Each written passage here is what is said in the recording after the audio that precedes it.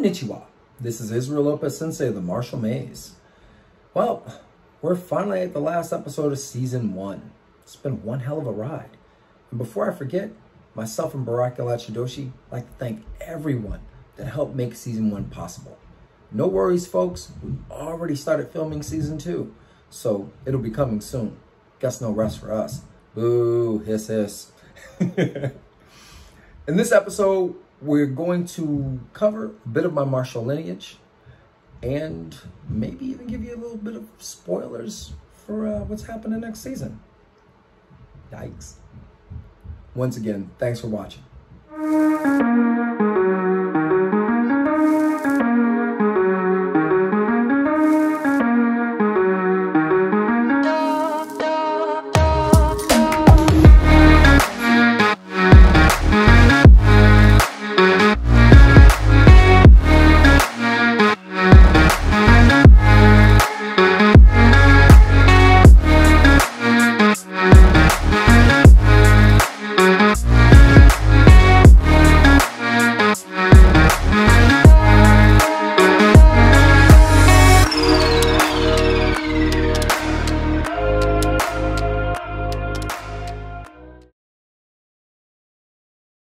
I began my martial journey as a young kid. There was a Kempo school located on Armory Street in Carew, mostly Armory Street, that my mom ended up bringing me to. It was ran by Master Kale Griffin. I originally wanted to learn Kung Fu. This was because, like most of my friends, we had Kung Fu theater on Saturdays and we'd all romanticize about training like, ancient monks and stuff like that. Also, it was the only martial arts I was exposed to outside of my two uncles that trained in the military and had learned martial arts there. Also, this is because my mom simply just didn't listen to me. When I said I wanted to learn Kung Fu, she took that as code for whatever martial arts was available anywhere at the time. So that's kind of how I began. I met Miarecki Sensei when I was 15 and a half, 16 years old through his daughter Shannon Kelly Miarecki. We were friends from school. Most of my friends at that time knew I trained in Taekwondo and Hapkido. She said her father trained in martial arts her whole life. I had recently learned that the teacher whom I had been training Taekwondo and Hapkido with had falsified his rank in those arts and was not considered credible. Now, I didn't really care for that much at that point because, one, he understood what he was teaching and how to teach it, to the best of my knowledge anyway. Also, he could fight. I mean, that's what I cared the most about, that he could actually fight in and outside of a ring. However, though, the rank that he gave out wouldn't be considered credible. However, though, who knew? I would meet Ken and he would end up becoming not just my teacher, my coach, my role model, my father figure for the rest of my life. I mean, I'm still alive, but I've been with him since. I hold a 6th degree in Sen-Ryu Budo, which is an Okinawan hybrid martial art. Now, what that means is there's a bit of Shurite, Tawadite, and Nahate in my system, and not just the separates, as you would find in most Okinawan martial art. Also, because of the other influences that my instructor was exposed to, it evolved into a lot more than just an Okinawan style of martial art.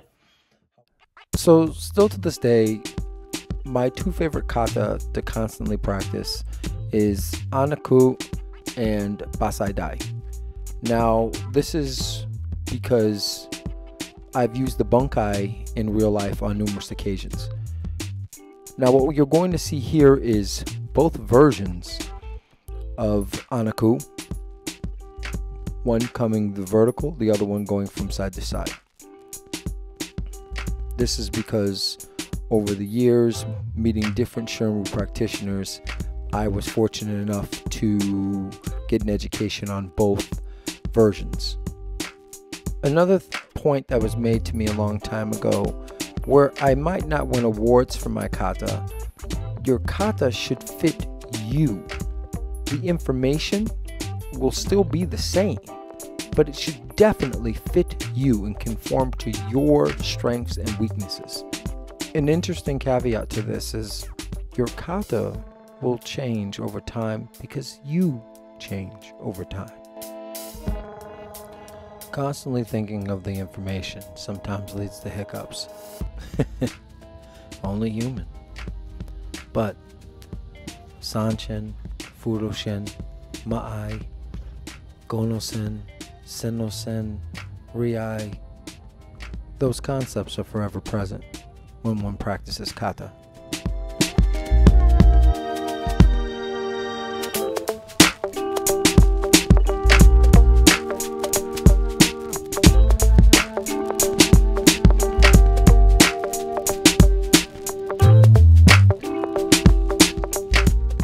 As I stated earlier, and like others that have come before me have stated in the past, we practice something that is very perishable. So one must continue to sharpen oneself so the blade is never dull.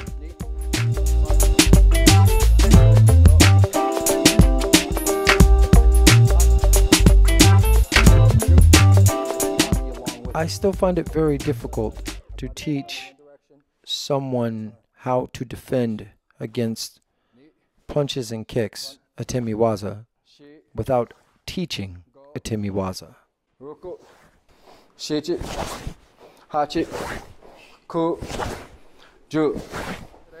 So here, underneath. So we're going to just do the peel. So the peel comes in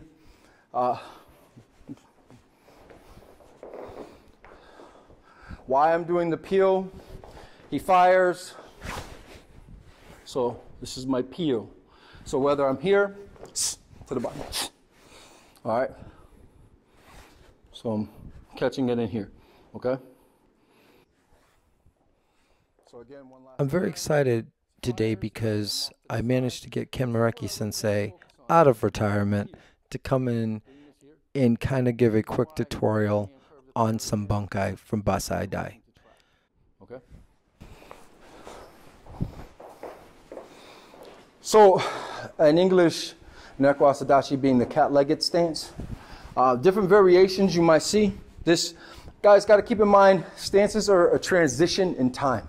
It's like if somebody took a picture, if you will. I'm not going to live and die here. You understand what I'm saying? From addressing violence, whether I'm ready for it, I'm addressing it like so, boom, okay? No, you don't have to strike, just get in fighting stance. So this is where I'm addressing violence, this is where I'm comfortable.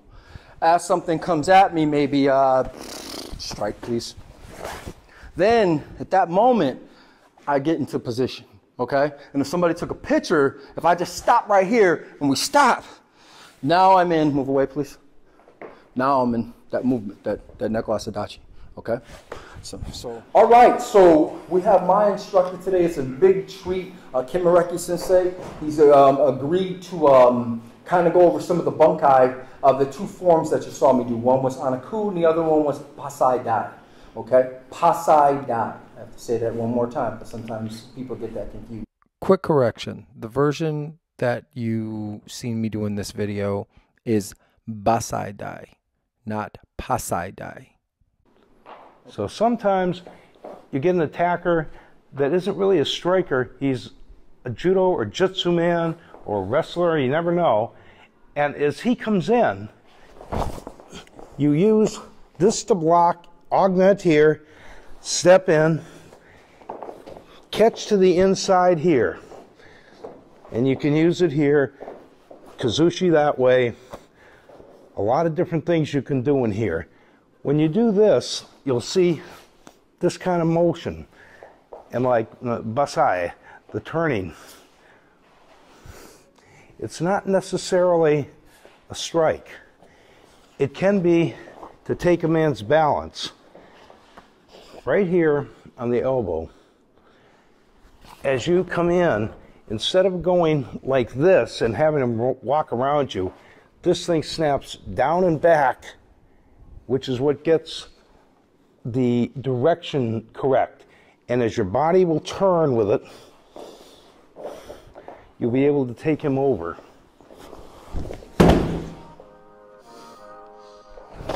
Now here are a couple of more examples of the same information found in Basai-dai, Bunkai.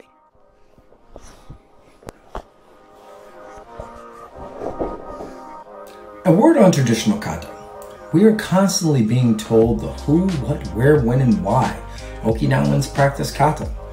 Depending on your system of study, you might have been told that the kata in your system were developed as two-man kata. Now, some martial scientists agree with this, and some disagree. And this debate has gone on for so long that there are plenty of books written on the subject. However, where I believe history is important because it tells us where we've been, it's not as important as learning the information that is conveyed through the bunkai. The information there is priceless. The better one understands the principles that are being taught and applied in bunkai, the better one will be at adapting to changing times. The information will always be the same. Principles are principles. Without understanding bunkai, though, one is just dancing. And for those that do not understand what I'm talking about, I'm referencing the principles that are taught through practical applications in kata. This is very important to me as it pertains to my next segment in judo and the importance of the Randori-no-Katas that are found in the martial art known as judo.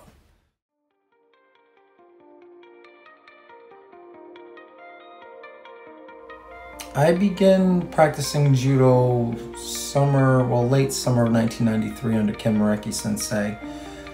Even though the system of Okinawan Te I was learning through Ken had throws in it, Ken felt that the full study of judo would be a better avenue for me. This really didn't get punctuated until the summer of 1995, where I was working security at a bar in downtown Springfield.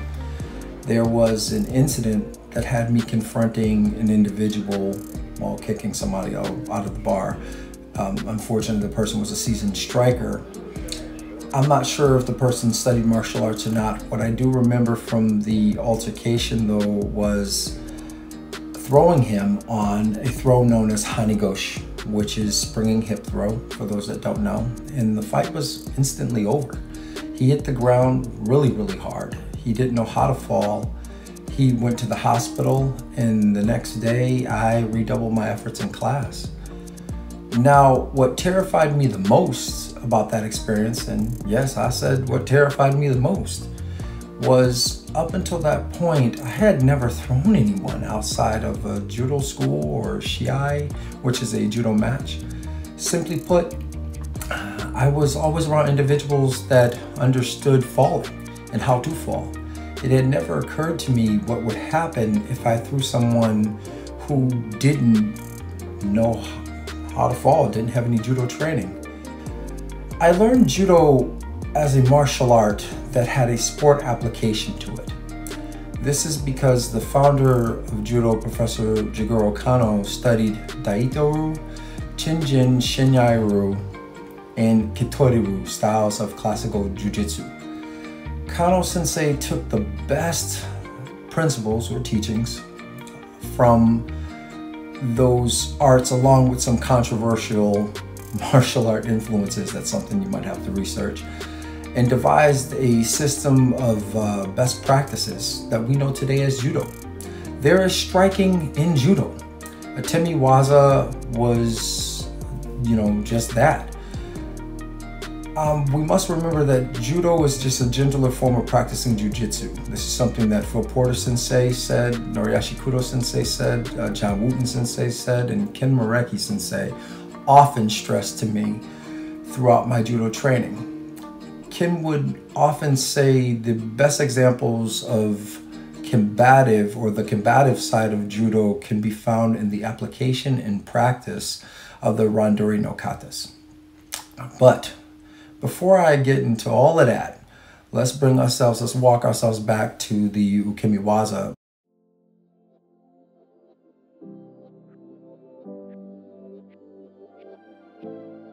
My physical dojo is located at the Hitchcock Free Academy in Brimfleld, Massachusetts. I'm a bit excited to give you guys a quick tour, and then, well, we'll get right to it. Getting that ukemi in, man. It's a lifestyle.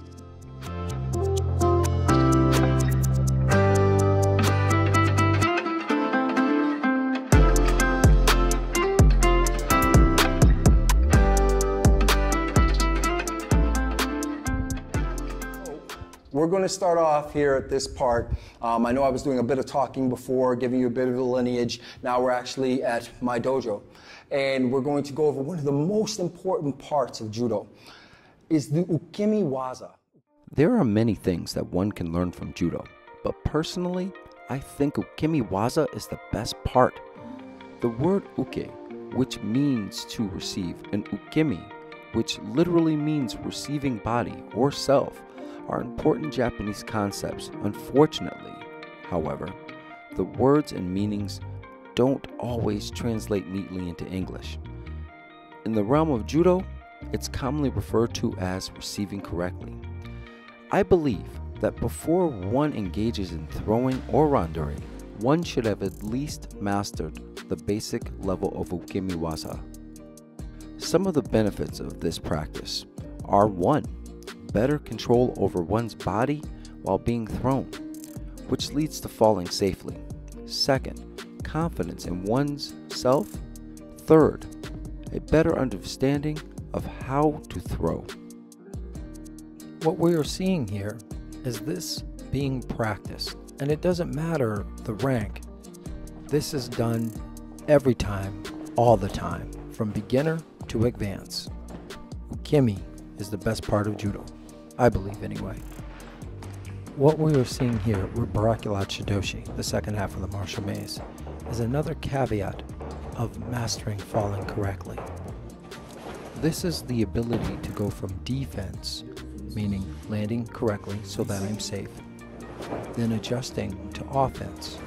Here we'll see some very basic examples of this.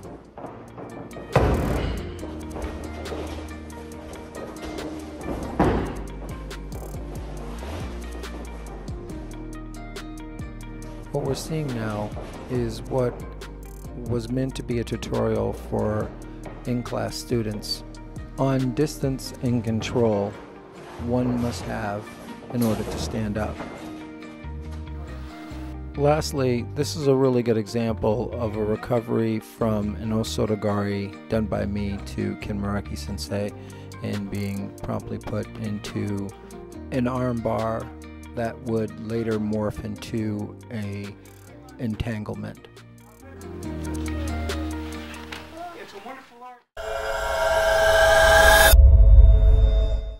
The Randori-no-Kata, commonly referred to as the free practice forms of Kodokan Judo, consist of 2 kata.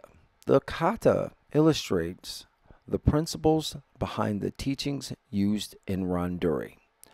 Randori in judo is the equivalency of sparring in karate.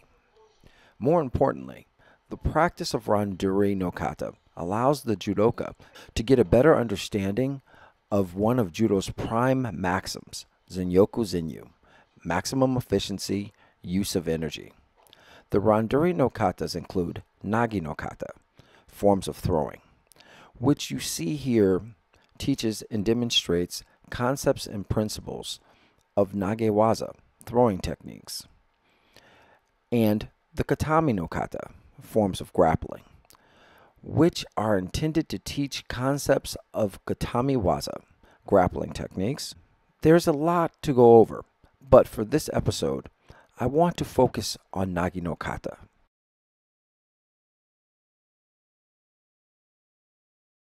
Here we see Miki Takemori, along with her husband, John Floyd of Toshi Budokai Judo Club, performing Nage-no-Kata, the way most of us might have learned it back in the day.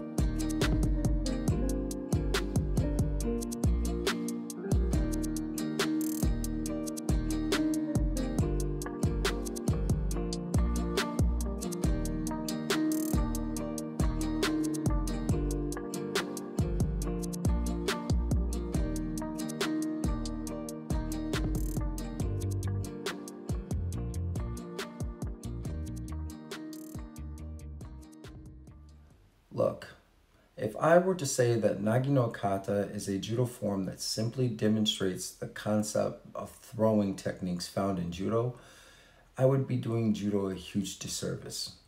Also, it would speak to my lack of understanding of the kata. You see, there's a lot going on in Nage no Kata. And as I said earlier in the segment, and I'll say it again, judo comes from 3 forms of jujitsu. These particular styles of jujitsu were combat forms.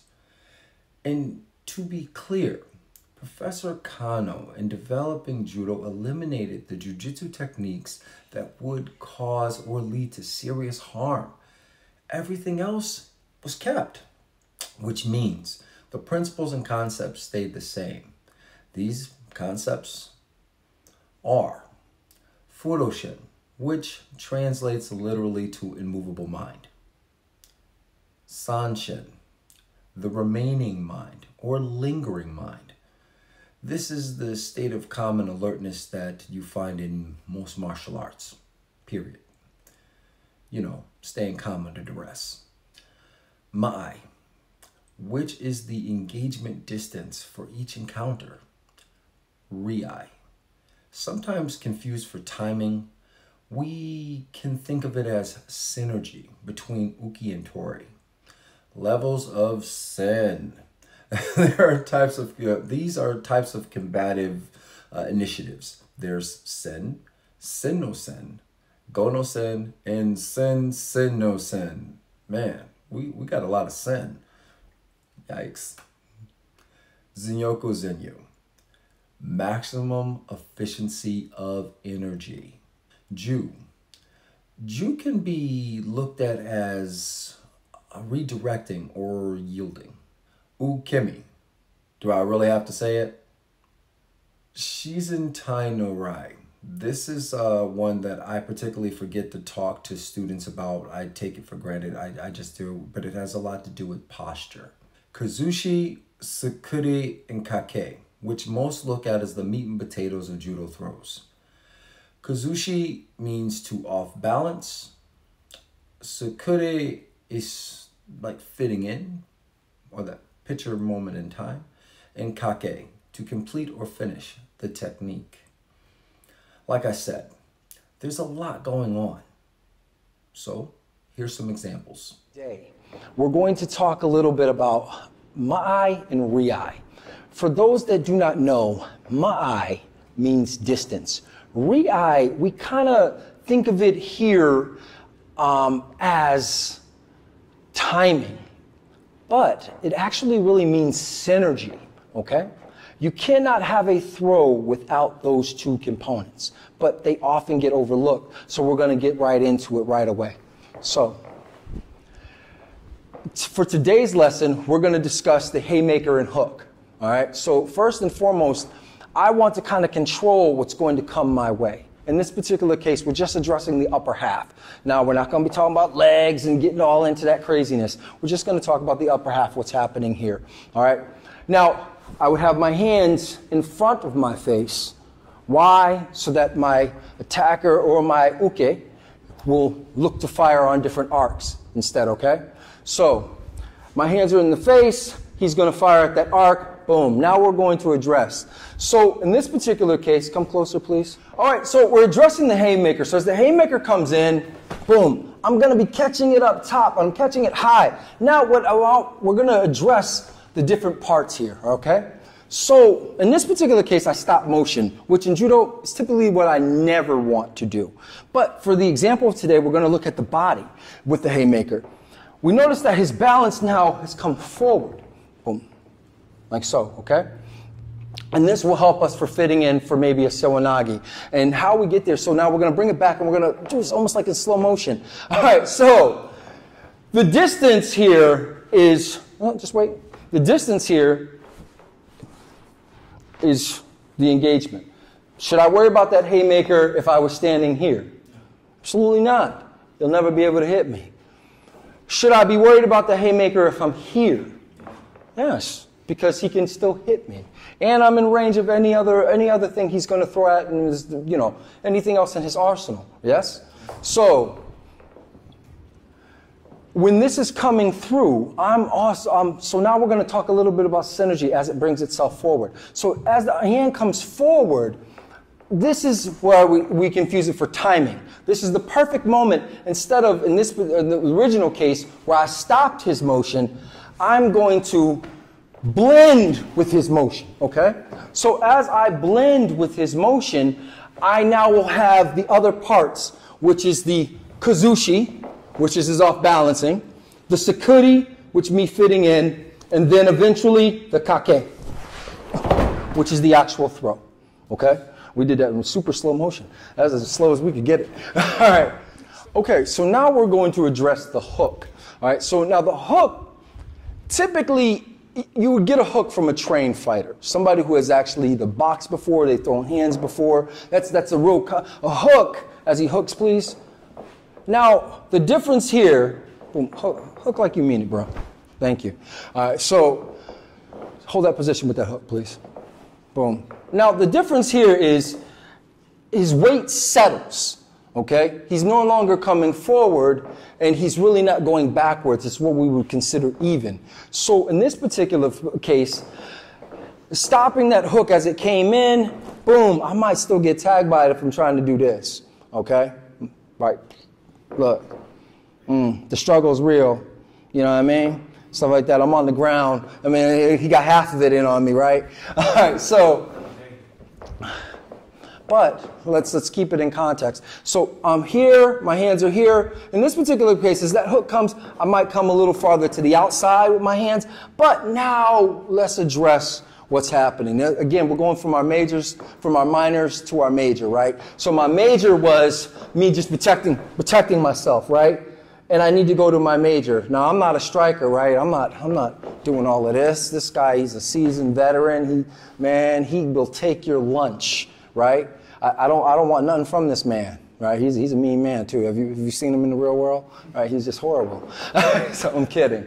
All right, so as this comes, boom, bam. Now I'm going to take advantage of something for us. It's going from our minor to our major. Is he's settled.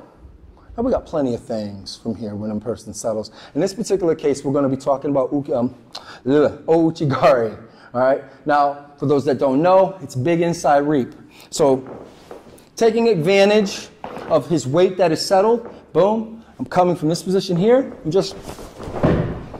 and he down. Okay. Don't take much. So again, one last time, it's coming, boom! I'm bringing everything in. And in this particular case, we're again talking about the distance. We're here. The synergy is catching this, but making my body move at the same exact time because I'm settling his weight. You understand? Thank you. So we've spoken about the combative side of judo.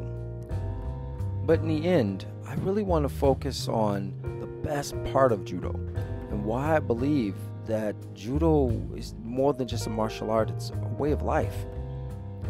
Judo has two other maxims that would lead one to believe that Professor Jigoro Kano was a brilliant man and a visionary, or given that time in world history, he just saw all hell break loose and figured there's got to be a better way. Either way, he more likely figured we have to find a better way. And what better way to start is one person at a time. So, Jutekyo means to go forward together, or win-win. I like to say it as you and I shine together. Because it's not about the individual. It's about all of us growing and getting better together. Jiko no Kensei, to seek perfection of one's character. Wow. I mean, that's just mind-blowing. Where I would never say that judo is a superior martial art to all other martial arts, I would say the culture in which judo cultivates, in my mind, is the best way to be.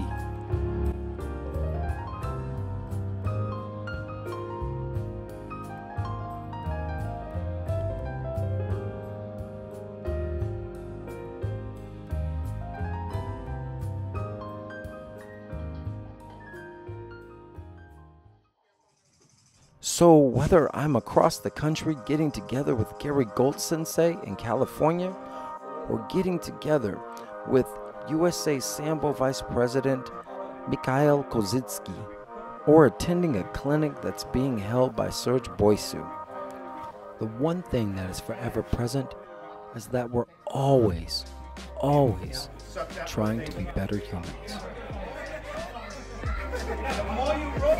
So I hope you enjoyed this episode and getting a little bit of a glimpse into me and my head and the things that kind of drive me and my martial journey.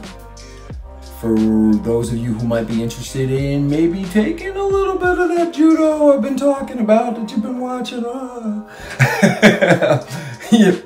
you can either find us at Sen-I-Judo Club, or, well, you can check out some of my friends.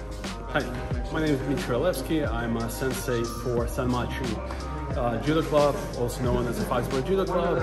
My name is John Floyd. I'm one of the instructors at Toshi Budokai Judo Club in Braintree, Massachusetts. Norm Abramson, Sen-I Judo Foxborough. Gary Gold's Judo Club in Claremont, California. Miki Takemori, Toshi Budokai in Braintree, Mass. Aaron Coney, Sen-I-Judo Club. Israel Lopez, Sen-I-Judo Club. Louis Soto, Rich Simons. Roger Mazzella. Lenny Valdez. Please join us here at Toshi Budokai. When you're in the area, come on through. Come join us. Worcester Judo Club, Worcester, Massachusetts. He told us it.